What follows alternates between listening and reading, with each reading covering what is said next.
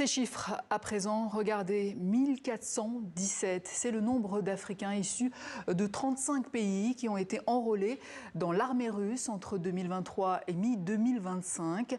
316 seraient morts au front en Ukraine, soit un taux de mortalité supérieur à 22%. Les pays les plus touchés sont l'Égypte avec le plus grand nombre de recrues, le Cameroun avec le plus lourd bilan humain, 94 morts recensés, et la Gambie. Une enquête du collectif d'investigation All Eyes on Wagner. Le business du désespoir lève le voile sur ces filières et leurs conséquences humaines. On en parle avec Lou Osborne. Bonsoir. Vous avez donc co-signé cette enquête. Alors votre enquête documente plus d'1 millier d'Africains recrutés par la Russie. Quels sont leurs profils et qu'est-ce qui les pousse à partir ? Bonsoir.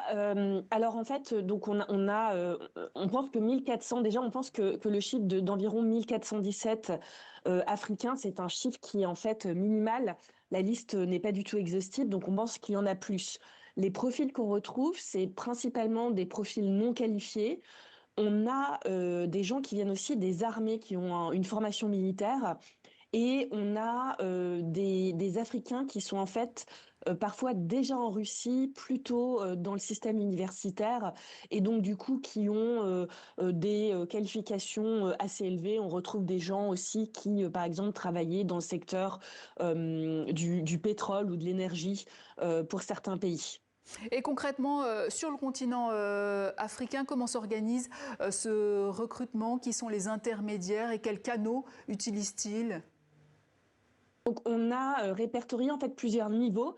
Donc déjà, il y a un niveau évidemment qui est géré par la Russie en elle-même. On a pu discuter avec un recruteur russe qui échemait des offres pour rejoindre l'armée au Kenya. Et en fait, au cours de la conversation, il nous a clairement dit que il était une espèce de couverture pour les services de sécurité russes. Donc on pense qu'ils sont à la manœuvre. Et ensuite, on a des strates qui sont beaucoup plus locales. Et ça passe généralement par des agences de voyage ou des agences de recrutement.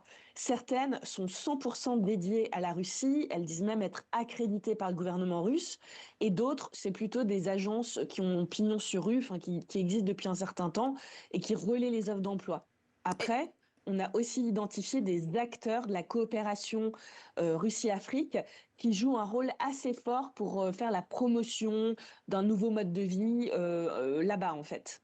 Et dans tout cela, quelle est aujourd'hui la responsabilité des États africains qui parfois encouragent ces expatriations ? Alors, les États africains ont encouragé notamment les expatriations dans le cadre du programme Alabuga Start, qui est un programme qui cible principalement les jeunes filles très jeunes et qui les envoie sous couvert d'être une formation professionnelle, les envoie en fait travailler dans les usines de montage des drones dans le Tatarstan sur la zone industrielle d'Alabuga. Donc ça a été très très promu par les gouvernements. Pour ce qui est de rejoindre l'armée, c'est évidemment pas promu par les gouvernements. Et on pense qu'une première étape, ça serait déjà en fait d'avertir leurs citoyens et de reconnaître qu'il y a un problème. Il y a très peu de pays qui le font aujourd'hui. Il y a le Kenya, il y a l'Égypte dans une certaine mesure, et il y a l'Afrique du Sud. Nous, on aimerait par ce rapport qu'en fait d'autres gouvernements se saisissent du sujet. Et après, on pense, il y a deux actions à faire qui sont assez importantes. La première, c'est vraiment un peu ce que fait le Kenya, c'est-à-dire que ils vont après les réseaux de recrutement et ils essaient de les démanteler. Ça, c'est très efficace. La deuxième chose, c'est qu'il y a un certain nombre aujourd'hui de ressortissants de ces pays-là qui ont été capturés par l'armée ukrainienne.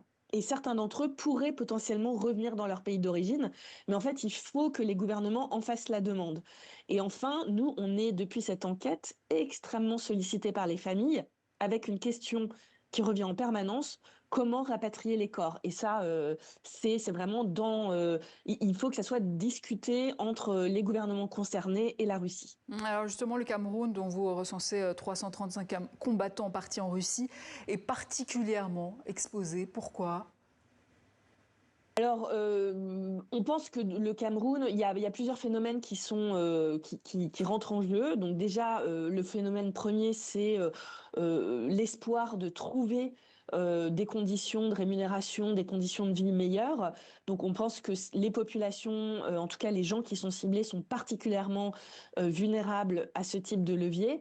La deuxième chose, c'est qu'il y a une absence totale de prise de responsabilité ou de communication du gouvernement camerounais, que ce soit sur le sujet de rejoindre l'armée ou le sujet d'Alabouga. Donc en fait, il y a quand même un terreau qui a été construit au Cameroun qui est très très très favorable au recrutement. Et puis, il y a un troisième phénomène qui est un recrutement massif de militaires camerounais qui sont jugés comme étant relativement, enfin plutôt très compétents, puisque ça fait un certain temps qu'ils combattent, notamment sur les aspects antiterroristes. Et à cette population-là, on leur promet des salaires absolument mirobolants. Et donc, eux constituent une grosse partie des contingents qui partent rejoindre l'armée russe. Alors, n'est-ce pas aussi un aveu de faiblesse de la Russie qui a beaucoup de mal pour recruter dans son territoire? Alors, moi, je ne parlerai pas d'un aveu de faiblesse. Je trouve que c'est plutôt une action très cynique de la part de la Russie. Il faut rappeler les différentes vagues. Ils ont commencé en 2022 en recrutant le plus de conscrits possible, le plus de personnes russes possible. Ils se sont très rapidement tournés vers les prisonniers. Ils ont aussi embarqué à ce moment-là tout ce qui était personnes en défaut de visa. Ils sont allés piocher aussi dans les réseaux étrangers qui étaient déjà installés en Russie. Donc, si vous vous rappelez, les premiers combattants africains tombés en combat, c'était un Zambien qui était en fait étudiant déjà en Russie. Donc, ils ont pioché là-dedans. Et puis en fait, à force d'avoir des ressources qui meurent sur le front, ils se retrouvent à court. Donc c'est pas, enfin oui, c'est un aveu de faiblesse dans ce sens-là, mais du coup de manière très cynique, ils se sont tournés en construisant des réseaux de trafic humain pour les faire venir. Lou Osborne, merci. Je rappelle que vous avez co-signé le rapport du collectif All Eyes on Wagner, le business du désespoir.